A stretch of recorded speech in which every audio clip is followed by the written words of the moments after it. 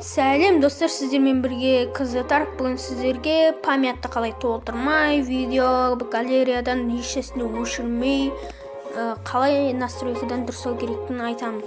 Настройка кіреміз, приложение деген басамыз, диспетер, приложение, сосын все дегеннен өзіңізге керемес затты приложениені табамыз.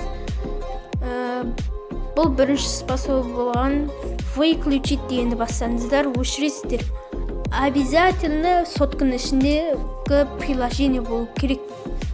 Міне өшірілді, ал оны қалай тартам десеңіздер, міне жақта выключить деп тұрады, соны басасыздар. Мен бұны өшіремін. Міне осыларды өшіремін. Әркім соткасында әртүрлі, бірақ бұл жиадиндегі сотканың настройкасы болған. Ал екінші способнысы міне осы жерден полный бәрін өшіріп тұру керек. Бәрі сақталғаннан бері жұмыс істей береді. Оның мегабайты, гигабайты таусылады. Сондықтан закрыть все дегенді басамыз. Бұл екінші способы болған. Ал достар, сау болыңыздар.